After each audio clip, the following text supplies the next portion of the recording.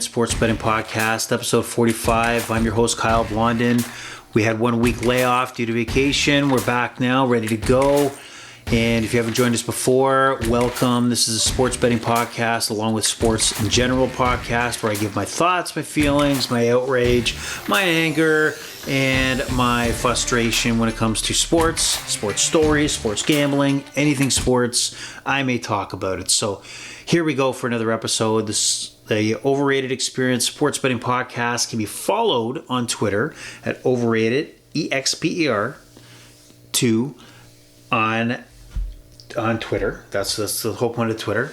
Also on Facebook, you could also join us at Overrated Experience Sports Betting, and you'll also now can join us on Instagram under the same name, Overrated Sports Betting podcast. You can find us, and Threads, which is attached to Instagram. So a lot of things going on there. Join us, follow us, give your comments, give your likes, dislikes, feedback to the podcast, and we'll do our best to maybe listen to it, or maybe take the suggestion and put it in the old filing cabinet marked blue and goes out every 2 weeks at the corner recycling. But if it's good enough, maybe it won't reach that. So please give me your feedback. Anyway, here we go. Episode 45. We're talking baseball. We're talking many sports. MLS is still going live. The Women's World Cup just kicked off from Australia. I just finished watching and losing 2 bets on Canada's game against Nigeria. I thought, based on the historical, that we would look at Nigeria and Canada, who finished 2-2 in their last meeting in 2022. Of course, ends in a 0-0 draw when I take them. So, you know what? I was up profit today. I decided to take a couple $100, put it in, had some baseball going, and then decided, you know what? Before I do the podcast, let me put some money on this Canada game. It starts at 10:30 p.m. Eastern Time. Take the over. 0-0 at halftime, which pretty much told me that was going to lose. So during halftime, what do? What do? We chase, right? And what I did was I take over 11.5 corners, since there were 7 in the first half, and 1 single goal to be scored. So 10 minutes into the game, into the second half, Canada is awarded an opportunity as a free penalty kick. Christine St. Clair, the all-time leading scorer in women's international soccer, I think total, I don't know if it's just international or not, forgive me, has an opportunity to put Canada ahead 1-0. She goes to the line. You would think she scored many goals, that she wouldn't look the way she did on this penalty kick. Very obviously she was going right. The Nigerian goalkeeper makes a nice save, and Canada winds up in a 0-0 draw. So there you go. I lost and now down, and now even more in desperation, throw a bet on a game that starts at 1 a.m. From Switzerland and the Philippines, also in the Women's World Cup, taking over 8.5 corners, and that the game would have 2 goals. Despite the trend so far in the first 3 games, that none of these games have gone over 1 goal. There have been no goals in the first half, and obviously I just mentioned the last game had no goals whatsoever. However, the trend I've seen is that there's been a lot of corners. Each game, at least the first 3 games, has had a minimum of at least 10 corners. So I'm banking on that there'll be more 10 additional corners in this game, and that Switzerland will score 2 goals. I don't care if the Philippines score, but I got to believe at a minus 600 that the Philippines are not the favorite, and Switzerland is probably the side that will put the ball in the net. So we'll see how the World Cup plays out. It's hard to really understand, as the stats are limited when you look at the history of these teams and their matchups against each other. Things like corners and cards and things like that. So interesting stuff, and should be exciting and something you know what to bet on. So that's the story in the Women's World Cup, and some other stories out there that we're going to touch on here on the Overrated Experience Sports Betting Podcast include on Friday night. Guess who's coming to town? Not my town, but a town in North America. Lionel Messi is going to make his debut for Inter Milan of the MLS. Now, he's going to make his debut in the first ever games involving the League Cup. That's a combined club cup that involves MLS teams and Mexico teams from the Mexican League. So you'll have teams from Canada, the United States and Mexico competing in various groups of 3. And Lionel Messi makes his debut tomorrow night in Miami as he takes on the Cruz Azul. And big hype. If you guys watch the press conference, you watch the show, just huge situation for MLS, and we'll see how that turns out. It sounds like Lionel Messi will be a substitute as the game goes on Friday night, and we'll see how he joins MLS and how he performs. Obviously, is or was the best player in the world coming off the World Cup, and probably in the twilight of his career, no question about that. And looking long term, probably investment. And, I think he's probably going to get a piece of the MLS club, Inter Milan. Busquets also joins the Inter Milan team, or Inter Miami team. If I said Milan, I apologize. I meant Inter Miami. He is former, obviously, teammate of Lionel Messi in Barcelona. Very many trophies they've won together.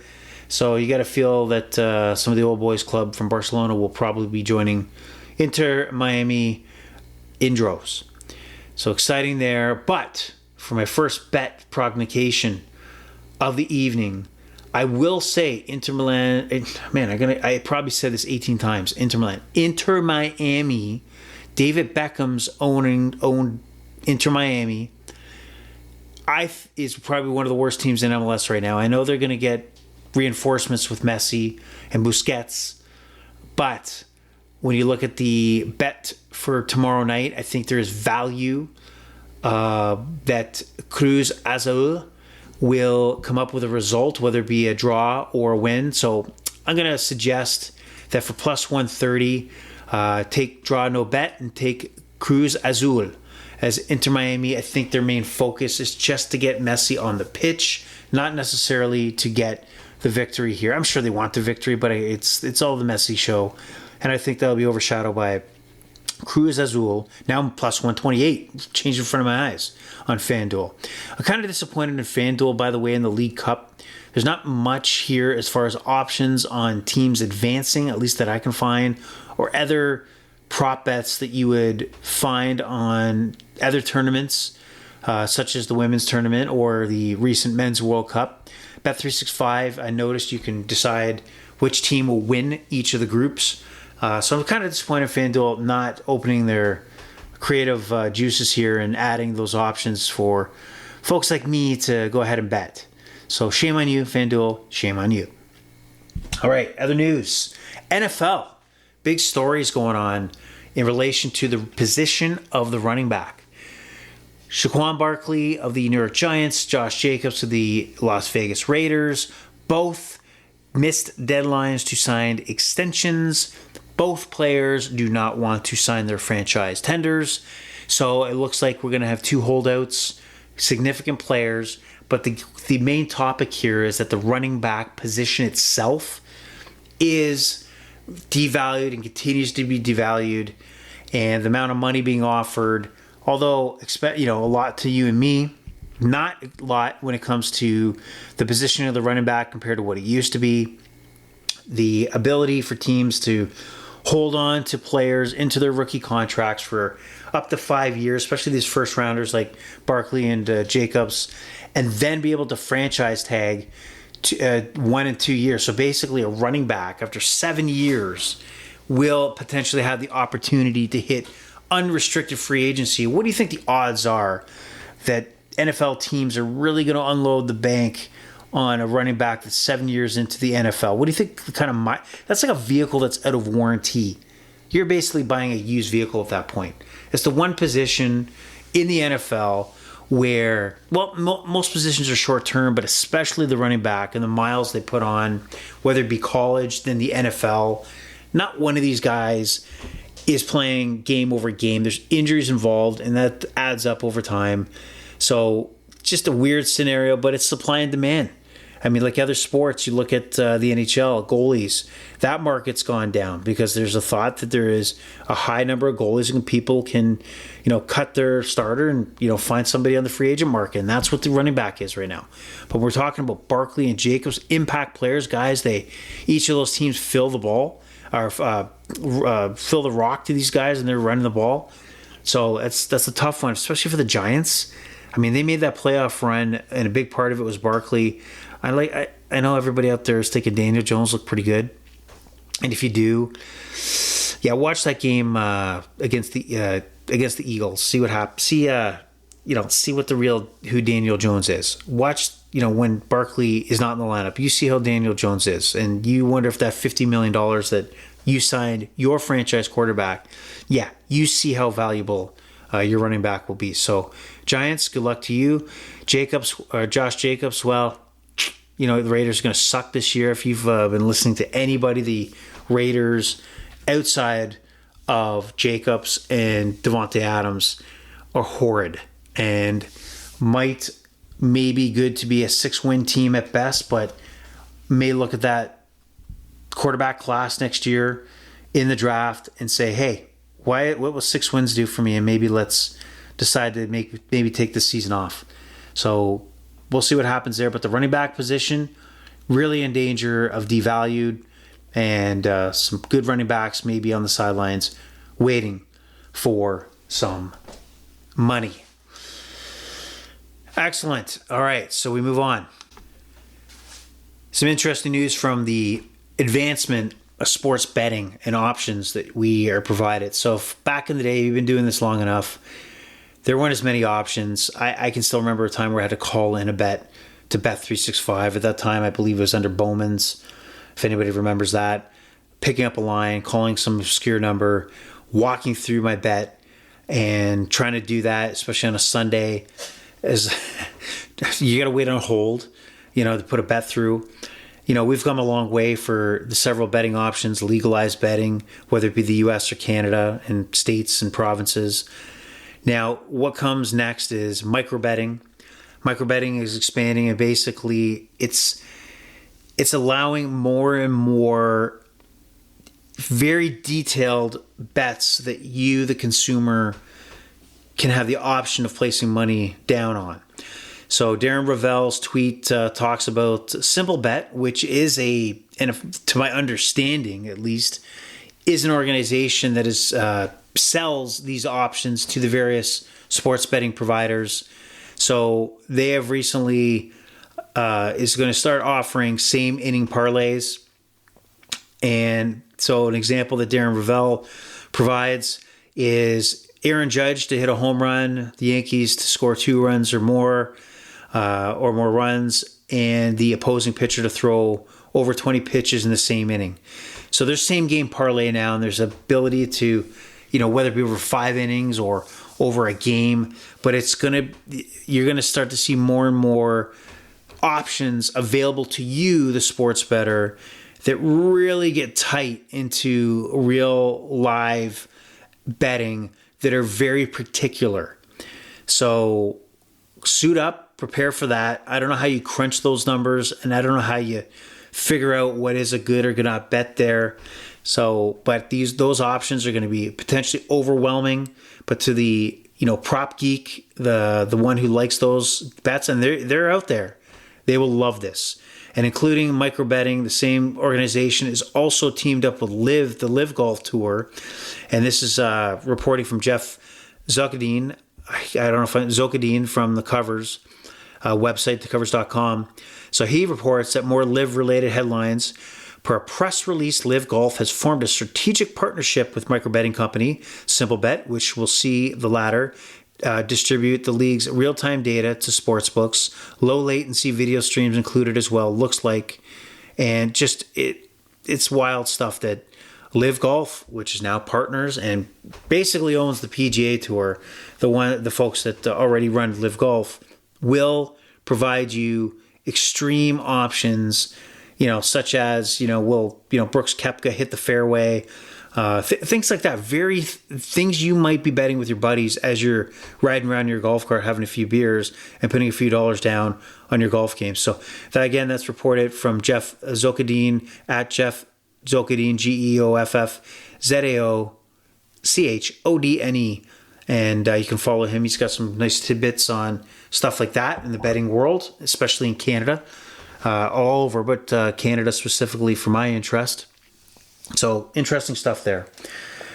What else have we got going on in the world of sports and sports betting? Well, funny thing is, earlier this week I responded to a tweet regarding Fenway Park, Major League Baseball's shrine, Fenway Park, Green Monster and all. And the question I posed was that the technology exists today to build a replica ballpark that you could have all the features of the old that people loved, whether it be obviously the Green Monster, the outfield, things like that, maybe the pesky pole in right field. But you could also create the modern day luxuries that they fan in newer ballparks today, like in San Francisco. Obviously, Canyon Yards is not a historical ballpark, but one of the most eye-catching ballparks out there that looks old. But San Francisco, Petco Park in San Diego, all these parks that bring the fan experience to a modern day look, you can do that. You can do that in Boston and still maintain the look and the feel of what, yesteryear looked like. And the Green Monster doesn't have to go. But it's just funny to look on Twitter, the responses that people, calling Fenway a dump, historical site, and or you can never replace it. People commenting on some seats suck. So a lot of different opinions, a lot of people hanging on. But I thought it was just interesting that, Boston has some historic teams. The Bruins had the Boston Guard. They replaced it. I'm sure. I don't think anybody's cramming to go back to the Boston Garden for Celtic and Bruin games. Really? Celtics got a big history too. And the Boston Garden's a part of that. But I think fans in Boston would like to leave that in the past. Also, the Patriots at Gillette Field right now, Gillette Stadium. I don't think they want to go back a step to the previous facility that they were in. So, interesting that Fenway Park, obviously, park where Babe Ruth started his MLB career, Ted Williams, and Red Sox breaking the curse. There's a lot of memories there, but at some point, it's going to go. Okay? Some point it's going to go. And the technology, like I said, exists to recapture a lot of what you will be missing by tearing down the original Fenway Park. Tear it down. Tear the monster down and put it back up. All right, moving on to some bets and wagers to move along here. And we're going to kick it off with baseball. Now, I just feel like football is around the corner. Less than 60 days until we have kickoff in the NFL. But baseball is the main focus right now. And I got a few wagers for you. And going into Friday to Major League action. Some good games, good series to start off. I love a Friday because usually you're starting a new, fresh series for the weekend or kicking off probably the game 2 like the Cardinals and Cubs will be doing tomorrow afternoon. But you have in front of us some key matchups that I want to share with you all, okay? So Baltimore is in Tampa Bay. Tampa Bay has lost 5 or 6 straight. They are falling right now or have a blip in the radar. It's time to take advantage. Even though Zach Eflin is on the mound for the Rays, I like value on the Baltimore Orioles at plus 138 tomorrow. So I think there's an opportunity there to ride the wave and ride Tampa's misfortune. So let's go with Baltimore. Arizona-Cincinnati is an intriguing series that you have 2 high-scoring teams. Just today, Arizona lost to Atlanta, but they put up some great numbers late in that ball game. A lot of home runs, a lot of they're the comeback. You score 2 runs against them, they come back with 3 runs. They're a very good offensive team. They may not win. Cincinnati had a little power outage after the All-Star break, but looks like the bats are back. So I like this series, even with the high over-under here of 10.5. I will at minus 122. I'll still stick to the over in that one. Arizona, Cincinnati, over 10.5. Even the pitching matchup's decent. They're not getting rocked, the 2 starters, but take that one over. Mets and Boston. 2 teams. Boston's kind of got a flicker of hope here, but the Mets just continue to sag. And with Boston only being a minus 116 on the money line, Crawford on the mound, Senga on the mound for the Mets, I'll take the Boston Red Sox. Good value here. The Mets are horrible on the road. I just don't see... I see value on the Red Sox. And then you take a sweet series here. I like it. I think the Dodgers and the Rangers... Dodgers visit the Texas Rangers. I do think that the Rangers are probably overvalued in this series right now. I think they're going to come back down to earth. The Dodgers are obviously one of the pillars, the top tier teams, consistent teams over the last many years. They have the real proven talent. So at the Dodgers at minus 112, I got to say the Dodgers are the play here. You might even like the over, but I would tend to lean toward minus 112 on the money line for the Dodgers over the Texas Rangers. Gonsolin versus Heaney on the Rangers. Not necessarily a ace-on-ace matchup, but the Dodgers and their bats, I think, will be able to outgun the Rangers in this one. The best team in baseball right now, even though they're wobbling slightly, the Atlanta Braves visit the Milwaukee Brewers. Rough pitching matchup here. Soroka for the Braves. Peralta is decent for the Brewers. The Braves are a slight favorite, but what I'll say is that the Atlanta Braves absolutely have the bombers in the lineup that just, today they were up 1-0 and just explode it in the late innings to take over Arizona. You got Olsen and Riley and Acuna, like just so many bats, and 3-run home run here, 3-run home run there.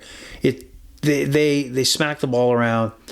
I like this over 9.5. You give me Atlanta under 10 runs, 10 runs to get into the over, and they're got Soroka on the mound. Their bullpen's a tire fire, but I don't care who they go up against. You put their bullpen that Milwaukee can light up and Atlanta can light up pretty much any pitcher in baseball. I like that 9.5 as great value. So take that, put that one to the bank. Follow that series along. Follow the Dodger Rangers series along. I think there's real value in those two series for sure as the weekend progresses. Now, the lady from upstairs shared her pick. She couldn't join us today, but she did pick a wild parlay going into tomorrow. So I'm going to share that with you today. So she's taking Baltimore, Tampa Bay over 8. These are all over-unders, by the way. Over under 9. She's taking the under with the Padres, Detroit Tigers. That's probably a good play there too. Under 10.5 for the Arizona Cincinnati Reds. That is totally contradicting my play. Over in the Houston Oakland game, 7.5. Over 8 the Blue Jays in Seattle. And she's going to bet $10 to win $278. I say good luck to you, lady from upstairs. The odds are very low, but hey, you know what? Anything can happen in the world of betting. And speaking of the world of betting, I've started to do two things. I've started to build a spreadsheet, which I said I was going to do a long time ago, to try to record each of my wagers and track my money. And it's always easy to do when you're winning. And now that I've lost those two Team Canada bets from the Women's World Cup, it's very frustrating to punch those into a spreadsheet knowing that you lost and your bankroll dropped. And where I'm trying to get better to add on top of that, starting to read some sports gambling books. And one of the top ones, at least that I kept seeing, was The Logic of Sports Betting by Ed Miller, Matthew Davidow. 2 sports gamblers plus poker players. So bestseller. It's a bestseller. This is a book I've just cracked open. And if you really want to look at some of the concepts that are very different than maybe how you think that a pro bettor looks at the bigger picture on value and locating games that they want to bet, that this book is already starting out with terms that are like break-even percentage and some of the stuff that as a bettor you want to know. Talks about the sports book and their edge and their hold on the money that they hold on to. It's just, there's a lot of stuff in here, a lot of math, and it makes you really ponder things a little bit differently. Again, I just cracked open this book. I'll let you know how it goes. I'm not going to lie. I think I'm going to have to read this book and use it as kind of like a reference point and going back. really break out the calculator and see what the value, or if I can comprehend what that pro better concept looks like, and if it influences me as we approach the NFL season. Because to me, the NFL season is the start of the betting season, and we're getting close, very close. So that's the Logic of Sports Betting. Ed Miller, Matthew Davido. I'll post it on the Twitter. I'll picture on the Instagram, the old Instagram, and I'll let you know if I can actually get through this book in a timely manner and what my thoughts are, and give it a nice rating.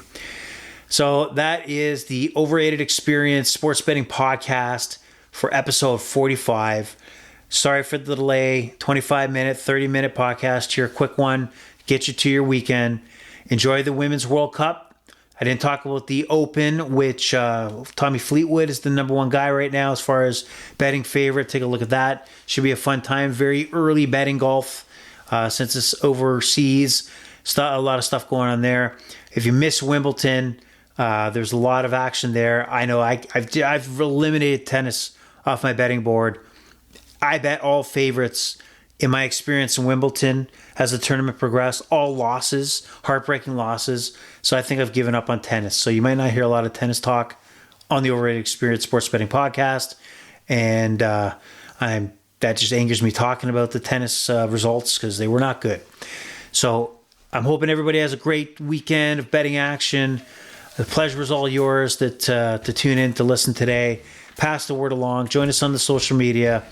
So we're going to be gonzo here, over and out. Have a nice evening. Bye-bye.